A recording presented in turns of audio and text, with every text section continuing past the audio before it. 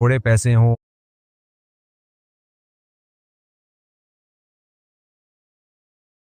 आप थोड़ा काम करें उसका आउटपुट बहुत ज़्यादा हो, थोड़े पैसे हों उसमें काम आपके बहुत ज़्यादा बन जाएँ, तो उर्फ़ में ऐसे अमल यानी इस तरह की खैर को बरकत कहा जाता है। हम कहते हैं ना माशाल्लाह अल्लाह ने कितनी बरकत दे दी। थोड़ा खाना होता है बाज़ दफ़ा सब लोग पेट भर के खा लेते हैं और बाज़ दफ़ा बहुत ज़्यादा खाना होता है, पेट नहीं भरता लोगों का उससे ख़त्म हो जाता है। ये अल्लाह की तरफ से होती है। ये यानी हो सकता है साइंस तो इसको तस्लीम ना करे क्योंकि साइंस तो असबाब की दुनिया का नाम है। लेकिन ये बरकत का मतलब होता है अल्लाह अपने इरादे से बाज़ दफ़ा किसी चीज़ में देखने में आपको लगता है कि ये इससे इतना हो सकता है लेकिन उससे बहुत ज़्यादा हो जाता है। इसलिए उलमा कहते हैं अलबरकतु मिनल्लाह, बरकत अल्लाह की तरफ से होती है, अल्लाह का एक अमर है और अल्लाह का अमर किसी साइंटिफिक लॉजिक का मोहताज नहीं होता। दो तरह की चीज़ें होती हैं इस कायनात में, एक है खल्क, अल्लाह ने जो चीज़ों को तख्लीक किया, बनाया, अला लहुल खल्कु वल अमर, कुरान कहता है ना अल्लाह के लिए तख्लीक भी है और अमर भी है। तो तख्लीकी चीज़ें होती हैं वो असबाब के साथ अल्लाह ताला उनको जोड़ के रखता है। जैसे मूवमेंट होती है किसी चीज़ में, जब कोई मूवर हो उसको चेंज करने वाली कोई फोर्स हो, ये जो फिज़िक्स के लॉ हैं सारे, आप कोई भी चीज़ ऊपर फेंकेंगे ग्रेविटी की वजह से उसने नीचे ही आना है। और अमर ये होता है कि अल्लाह बाज़ दफ़ा अपने इरादे से कुछ भी कर लेता है, वो कुछ करने के लिए किसी सबब का मोहताज नहीं है। जैसे अल्लाह ने कुरान में फरमाया कुल रूह मिन अमरी रब्बी, रूह जो है अल्लाह का अमर है। अब देखें ये रूह क्या है, ज़िंदगी, साइंस इसको समझने से आजिज़ है कि ये हयात क्या होती है, भाई ज़िंदगी क्या होती है, बस है ये बॉडी से निकल जाती है तो वही बॉडी, वही दिल, वही गुर्दे, वही सब कुछ बेजान पड़ा हुआ है, कोई इसमें शऊर ही नहीं है। तो रूह जैसे अल्लाह उसका खालिक है, उसकी कोई लॉजिक नहीं है, बस अल्लाह ने कहा हो जा वो हो गई। इन्नमा अमरुहु इज़ा अरादा शैअन अन यक़ूल लहू कुन फयकून, अल्लाह कहते हैं उसका अमर ये है कि जब किसी चीज़ के बारे में वो कहता है हो जा तो हो जाती है, और कहता भी नहीं असल में तो सोचता है, बस उसके इरादे का नाम वजूद है। जैसे इस कायनात को जब अल्लाह ने पहली दफ़ा पैदा किया तो अपने अमर से पैदा किया, हो जा कहा और कायनात बन गई। यानी चाहे वो बिग बैंग थ्योरी के उसूल के तहत बनी हो या किसी और, लेकिन फर्स्ट टाइम तो ना एनर्जी था ना मादा था, ना एनर्जी थी ना मादा था, तो अल्लाह ने अपनी कुदरत से एक चीज़ को बना लिया और उसके बाद उसको फिजिक्स के लॉज में अल्लाह ने जकड़ दिया और उसी के हिसाब से दुनिया चलती चली जा रही है। तो यहाँ भी ऐसे ही है कि बरकत आप इसको साइंसी दुनिया में तो एक्सप्लेन नहीं कर सकते, भाई 4 रुपए का मतलब तो 4 रुपए, लेकिन बरकत अल्लाह की तरफ से होती है। वो 4 रुपए में आपके वो काम हो जाएंगे जो एक आदमी के 4 लाख में नहीं हो रहे होते। तो इसलिए हमें ये हुक्म नहीं है कि हम अल्लाह से दौलत मांगें, कहीं भी हमें ये दुआ नहीं सिखाई गई है। हमें ये सिखाया गया अल्लाह हमें बरकत दे दे, यानी हमारे काम सारे बन जाएं। अब जिनकी नज़र में पैसा ही मकसद हयात है वो तो कहते हैं अल्लाह हमें दौलत दे दे, तो भाई हो सकता है दौलत मिले तुम्हें और बीमारियां तुम पे इतनी ज़्यादा आ जाएं कि वो दौलत सारी बीमारियों में खर्च हो जाए, तुम्हारे खर्चे ही पूरे ना हो, या दौलत मिले दिल तुम्हारा कंजूस हो जाए और तुम्हें इतनी ज़्यादा भी इतनी थोड़ी लगे। इसलिए उलमा ने मना किया कभी भी दौलत मत मांगो अल्लाह से, ये हदीस में और कुरान और सुन्नत के जो मिजाज है ना उसके खिलाफ है। हाँ, कुशादा रिज़्क़ हलाल मांगो, रिज़्क़ हलाल कुशादा, यानी आपकी ज़रूरतें सारी पूरी हों, ये अल्लाह से दुआ मांगनी चाहिए। बरकत हो, जितना पैसा है बरकत वाला माल मिले आपको, तो ये मांगनी चाहिए। तो बरकत का खुलासा क्या निकला, बरकत कहते हैं खैर कसीर को, और ये होती सिर्फ अल्लाह की तरफ से, किसी और की तरफ से बरकत मुमकिन ही नहीं है, नामुमकिन है, क्योंकि ये असबाब से हट के एक चीज़ है और असबाब से हट के कामों का मालिक सिर्फ अल्लाह होता है। हम जब कहते हैं ना फला बुजुर्ग की बरकत से ये काम हो गया, तो इसमें अगर आपकी नीयत ये है कि बरकत अल्लाह ही की तरफ से है, बरकत तो अल्लाह की तरफ से, लेकिन अल्लाह के नेक बंदे ने एक काम किया तो अल्लाह की मदद शामिल हाल हो गई, वही काम कोई दूसरा बंदा करता तो मदद शामिल हाल ना होती। अगर ये नीयत है तो फिर तो ठीक है, लेकिन अगर आपकी नीयत ये है कि बुजुर्ग ही बाबरकत हैं, यानी उनके हाथ में वो बरकतों के मालिक हैं, वो अपने इरादे से बरकत पैदा कर देते हैं, तो फिर ये शिरकिया नज़रिया होगा। मुफ्ती साहब, हम गैर मुस्लिम ममालिक में रहते हैं, हमारे कोचिंग की टाइमिंग 2 से 9 तक है, तो हम नमाज किस तरह पढ़ें? बेंच पर बैठकर नमाज पढ़ सकते हैं क्या? 2 बजे से लेकर रात 9 बजे तक आपको नमाज मेरे भाई पढ़नी पड़ेगी। नमाज किसी कीमत में माफ़ नहीं है। फिरौन जब जुल्म किया करता था बनी इसराइल पर, नमाज पढ़ता हुआ देखता किसी को मार देता था, तो अल्लाह ने उस वक्त भी नमाज माफ़ नहीं की है। अल्लाह ने फरमाया वजअलू बुयूतकुम क़िबला, घरों में छुप के नमाज पढ़ो, नमाज मत छोड़ो। तो यहाँ भी ऐसे ही है, आपको कोचिंग सेंटर में आपको नमाज पढ़नी पड़ेगी, चाहे क्लास छोड़ के आपको जाना पड़े, कहीं भी जगह तलाश करें, खड़े होकर पढ़नी पड़ती है, फ़र्ज़ नमाज खड़े होकर ही होती है। तो आप नमाज किसी सूरत में क़ज़ा ना करें। अगर गैर मुस्लिम मुल्क में निकाह ख्वाह मौजूद ना हो तो कैसे निकाह कर सकते हैं? देखिए, निकाह बेहतर यही है कि किसी नेक लोग से पढ़ाया जाए, आलिम से, बुज़ुर्ग से, मस्जिद के इमाम से पढ़वाया जाए, क्योंकि एक बहुत ही अहम मौका है تو ایسے موقع پہ اپنے مذہب کو اپنے دین کو ترجیح دینی چاہیے. آپ دیکھ لیں ہندو پنڈتوں سے نکاح پڑھواتے ہیں اپنا, عیسائی پادریوں سے پڑھواتے ہیں, غیر مسلموں میں بھی اب تک اتنا ہے کہ ایسے موقع پہ اپنے مذہبی رہنماؤں کو وہ ترجیح دیتے ہیں. تو اس لیے اور فقہا نے مسئلہ لکھا ہے کہ یہ مستحب ہے, افضل ہے کہ نکاح جب پڑھوایا جائے تو کسی عالم دین سے یا کسی بزرگ سے یا خاندان کا کوئی بزرگ ہو آپ کا جو نیک ہو, ان سے نکاح پڑھوانا چاہیے. لیکن یہ نکاح پڑھانے کی شرط نہیں ہے, بہتر ہے لیکن شرط نہیں ہے. نکاح کوئی بھی مسلمان پڑھا دے گا, ہو جائے گا. تو اگر غیر مسلم کنٹری میں آپ کو کوئی نہیں مل رہا نکاح پڑھانے والا, تو کسی بھی مسلمان سے پڑھوا دیں نکاح. کوئی بھی نیک آدمی ملے, نیک نہیں مل رہا تو جو مل رہا ہے اس سے پڑھوا دیں. وہ ایسے پڑھا دے گا, آرام سے خطبہ پڑھے گا اور اس کے بعد کہے گا کہ میں نے آپ کا نکاح, اس سے وکالت لے لیں آپ کہ میں آپ کا نکاح فلاں سے کرانا چاہتا ہوں, آپ مجھے اجازت دے دیں. وہ اجازت دے, پھر سامنے والی پارٹی سے کہ میں نے فلاں کا نکاح آپ سے کر دیا, آپ کو نے قبول کیا, وہ کیا ہم نے قبول کیا, مہر کا بھی تذکرہ ہو اس میں. اس طرح نکاح ہو جاتا ہے. 2 گواہ موجود ہونے چاہیے. اور اگر کوئی تیسرا بندہ نکاح پڑھانے والا مل ہی نہیں رہا تو خود بھی پڑھا سکتے ہیں اپنے نکاح, خود بھی پڑھا سکتے ہیں 2 گواہوں کی موجودگی میں. لڑکی کے والد صاحب جو لڑکی کے دلہن کے وکیل ہوتے ہیں, ان سے کہیں کہ میں نے آپ کی بیٹی سے اتنے مہر میں نکاح کیا, کیا آپ نے اپنی بیٹی کی طرف سے قبول کیا؟ وہ جواب میں کہتے ہیں ہاں جی میں نے اپنی بیٹی کی طرف سے قبول کیا, تو بھی نکاح ہو جاتا ہے. زنا نہ کرو بھائی, بس نکاح کرو, چاہے جیسے مرضی جیسے تیسے ہو کر لو. اگر ہے یہ ہو گیا میرے بھائی, جب غسل فرض ہوا ہو تو جہاں بیٹھیں گے وہ جگہ بھی ناپاک ہو جائے گی کیا؟ نہیں بھائی, وہ جگہ ناپاک نہیں ہوتی جب تک اس پہ ناپاکی نہ لگے. کیا میں اپنے بھائی کی شادی اپنی بہن کی سوتیلی بیٹی سے کروا سکتی ہوں جو میرے بہنوئی کی دوسری بیوی سے ہے؟ یعنی آپ کروا رہی ہیں اپنے بھائی کی شادی؟ ہاں کرا سکتی ہوں, جائز ہے, کیونکہ وہ آپ کی بہن کی تو سوتیلی بیٹی ہے لیکن آپ کے بھائی کی کچھ نہیں لگتی وہ, تو وہ جائز ہے نکاح, وہ نامحرم ہے آپ کی بھائی کے لیے. گھر والوں نے لڑکی کی زبردستی شادی کروا دی, اب 4 سال ہو گئے ہیں اور وہ بیوی لڑکے کو بالکل پسند نہیں ہے. اچھا, لڑکے کی زبردستی شادی کرا دی, اب 4 سال ہو گئے ہیں اور وہ بیوی لڑکے کو بالکل پسند نہیں ہے, تو کیا کرنا چاہیے؟ یہ مجھے بہت غصہ آتا ہے. جب لڑکی پہ تو چلو بیچاری پہ زور چل جاتا ہے لوگوں کا, وہ کمزور ہوتی ہے, لڑکے کی زبردستی کیسے ہو جاتی ہے شادی؟ کمبخت, جب تجھے پسند نہیں تھی مت کرتا, ہاں اڑ جاتا, مردانگی دکھاتا. میں نے 2-4 دن پہلے کسی ایک ایسی, ویسے تو یہ ایک بیماری ہے یہ جو اسکرین کو اسکرول کرتے رہتے ہیں نا لوگ انگلی سے, شارٹ ویڈیوز جو آ رہی ہیں, میں نے دیکھا پوری رات لوگ لگے رہتے ہیں اور ڈپریشن میں جاتے ہیں.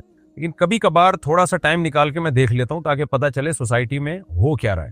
سے یہ عادت بہت خطرناک ہے, کیونکہ آج کل موبائل پہ نا لوگ شارٹ ویڈیوز لگائی ہوتی ہیں, ایک ویڈیو پھر دوسری ویڈیو پھر تیسری ویڈیو, پاگل ہو جاتے ہیں, دماغ خراب ہو جاتا ہے, کسی کام کے نہیں رہتے وہ. یہ بیماری ہے, تو اس میں 5-10 منٹ سے زیادہ یہ کام مت کریں. بس 5-10 منٹ ہو گئے, بس ختم, اب کوئی اور کام کریں جو کرنے کے کام ہے. ورنہ دیکھیں پہلے لوگ دیکھتے تھے اسکرین پہ نا ویڈیوز, کوئی ڈاکومنٹری دیکھ رہے ہیں 1 گھنٹے میں ختم ہو گئی, کنٹینیو ایک ہی چیز چل رہی ہوتی ہے. وہ آج کیا کر رہے ہیں, جو یعنی اسکرول کر رہے ہوتے ہیں اس کو, ایک ویڈیو پھر یہ انسان کو ایک ہوتا ہے پتہ نہیں اگلی میں کیا ہے, پھر دوسری دیکھی, پھر یار تیسرے میں دیکھتے ہیں کیا ہے, تو پوری رات گزر جاتی ہے. اس سے دماغ ڈیمیج ہوتا ہے, آنکھوں پہ برا اثر پڑتا ہے, دماغ پہ برا اثر پڑتا ہے. یہ کام مت کیا کریں. تو 5-10 منٹ کی حد تک تو ٹھیک ہے. تو میں نے اسی طرح ایسے میں اسکرول کر رہا تھا تو ایک ویڈیو میری نظر سے گزری. وہ صاحب کہہ رہے تھے کہ یہ جو ماں اپنے بچے کو ہر وقت اپنے سینے سے لگا کے رکھتی ہیں, مائیں بڑے بھی ہو جاتے ہیں تو اپنے ساتھ سلاتی ہیں, یہ مائیں اتنا ظلم کرتی ہیں اپنے بیٹوں پہ کہ یہ آنے والی بہوؤں پہ بھی ظلم کرتی ہیں. پھر کیوں ظلم کرتی ہیں؟ اس لیے کہ بیٹے کو ایسا غلام بنا لیتی ہیں کہ وہ کمبخت اپنی بیوی کو بھی اس کے حقوق دینے سے پہلے نا اپنی ماں سے پوچھ رہا ہوتا ہے. یعنی اپنی بیوی کو بھی اس کے جائز حقوق نہیں دے رہا ہوتا, وہ اتنا ڈرتا ہے ماں سے. بیگم کہتی ہے بھائی یہ میرا ذات حق ہے, مجھے دو, امی سے پوچھوں گا. بھائی یہ فلاں جگہ آپ کا نکاح کرنا چاہ رہے ہیں ہم, اچھا رشتہ ہے, امی سے پوچھوں گا. ہر چیز امی سے. تو خود کیا کرے گا, تو خود کیا کرے گا؟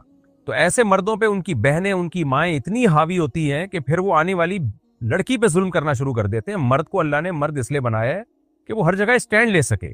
بھائی یہ ماں کے ماں کی حقوق ہے, اس کی یہ لمٹ ہے. یہ بیوی کے حقوق ہیں اور اس کی یہ لمٹ ہے. نہ بیوی کو اس سے آگے بڑھنے کی اجازت, نہ بہنوں کو اس سے آگے بڑھنے کی اجازت, نہ ماں کو اس سے آگے بڑھنے کی اجازت. اللہ نے عورت کو آدمی کے حوالے کیا ہے, یعنی بیوی کو مرد کے حوالے کیا ہے. اللہ کو پتا تھا مرد ہے تو یہ اس کے حقوق پورے کرے گا, اپنی ماں کے بھی پورے کرے گا, اس کے بھی پورے کرے گا, اور کسی کے دباؤ میں آ کے کسی پہ ظلم نہیں کرے گا.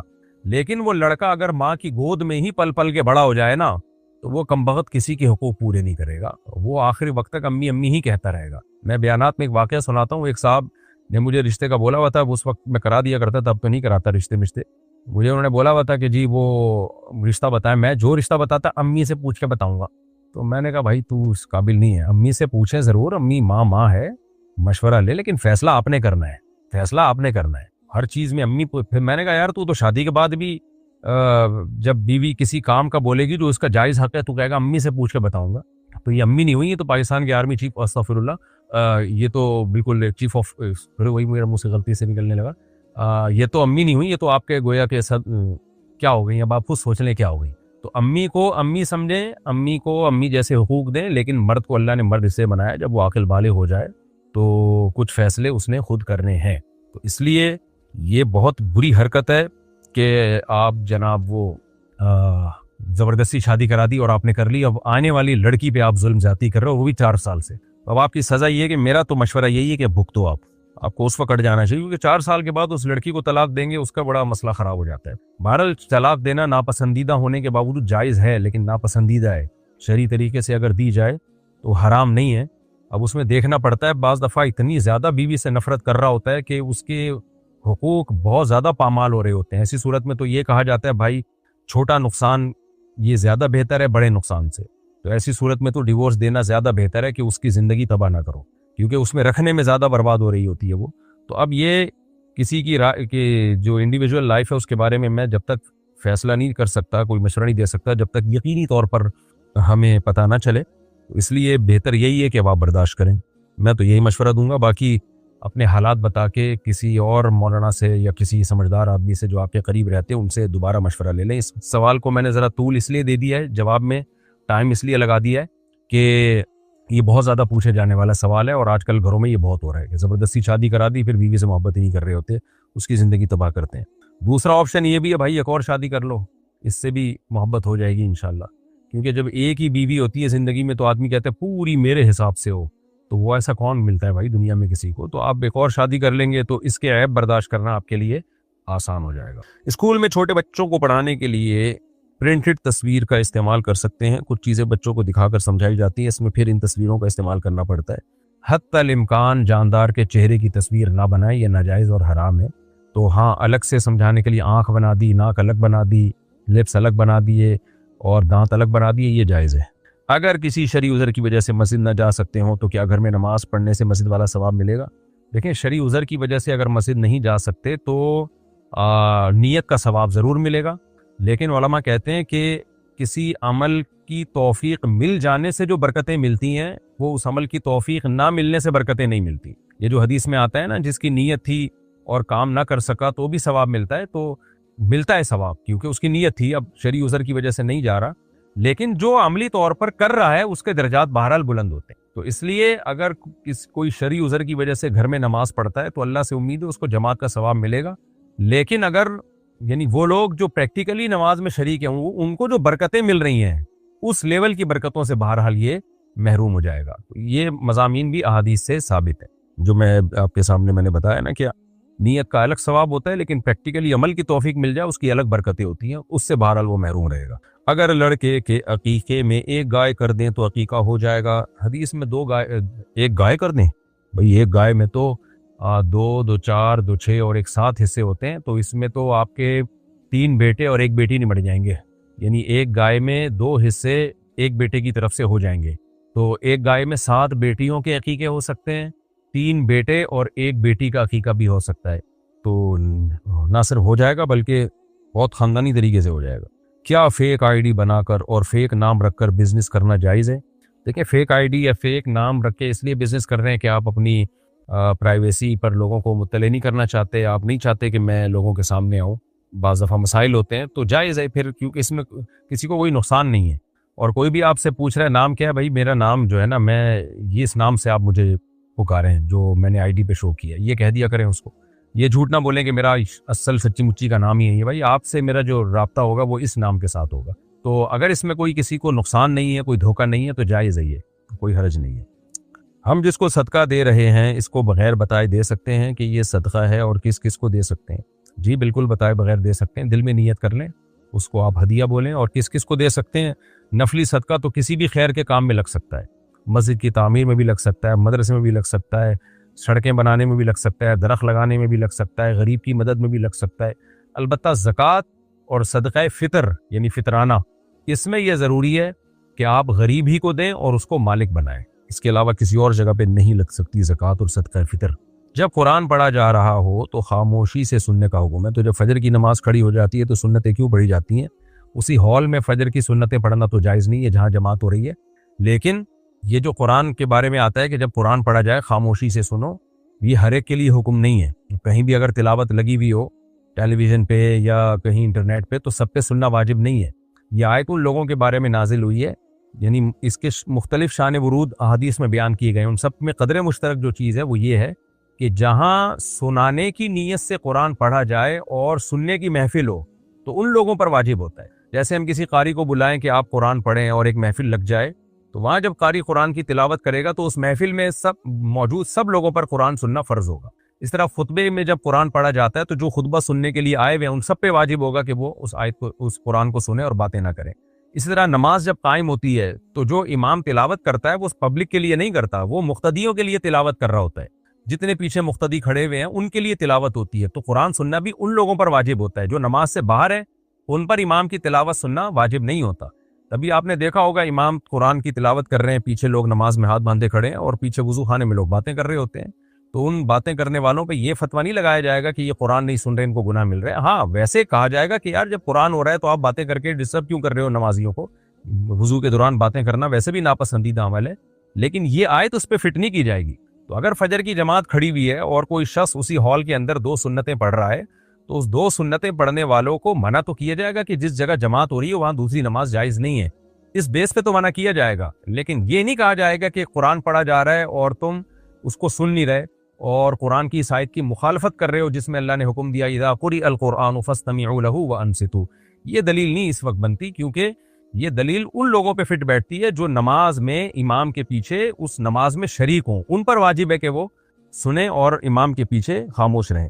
جو رشتہ دار زندہ ہیں اور جو مر چکے ہیں ان کی طرف سے عمرہ کر سکتے ہیں، کوئی بھی نفلی عبادت کسی کی طرف سے بھی کی جا سکتی ہے، اس کو ثواب پہنچایا جا سکتا ہے، لیکن چونکہ اسلاف میں ہمیں اس کا معمول نہیں ملتا، اس لیے بہتر یہی ہے، جائز یہ بھی ہے، کیونکہ حدیث میں جب ہمیں پتہ چل گیا کہ صدقہ کیا جا سکتا ہے تو صدقہ بھی ایک نیکی ہے نا، تو حدیث سے ہمیں پتہ چلتا ہے، کیونکہ احادیث میں نا جزیات کے ضمن میں اصول اور کلیات بیان کیے جاتے ہیں۔ تو صدقہ کی جب نبی نے اجازت دے دی تو صدقہ کی اجازت کیوں دی؟ بھائی نیکی ہے، اس حدیث سے ہمیں اصول پتہ چل گیا کہ کوئی بھی نیکی کسی اور کے لیے بھی کی جا سکتی ہے، تو اس اصول کے تحت آپ کسی کے لیے بھی عمرہ کر سکتے ہیں۔ لیکن میرا جو معمول ہے وہ معمول ہے کہ آپ بجائے عمرہ کرنے کے، وہ جو اسلاف سے جو بالکل بے غبار طریقے سے جو چیز ثابت ہے وہ یہ ہے کہ عمرہ کر کے اپنے مرحومین کے لیے دعا کی جائے زیادہ سے زیادہ، اور ان کے لیے جو ہے صدقات و خیرات کیے جائیں جو بالکل واضح منصوص ہے، اور دعاؤں کو زیادہ فوکس کیا جائے۔ یہ میرا معمول ہے، باقی کوئی عمرہ بھی کرتا ہے تو بھی ٹھیک ہے، اس کے ناجائز ہونے کی کوئی دلیل نہیں ہے۔ وطر میں اگر دعائے قنوت پڑھنا بھول جائیں تو کیا کریں؟ وطر دوبارہ پڑھیں یا چھوڑ دیں؟ دعائے قنوت واجب ہے، یعنی مطلق دعا کوئی بھی دعا ہو وہ واجب ہے، اور دعائے قنوت پڑھنا سنت مؤکد ہے۔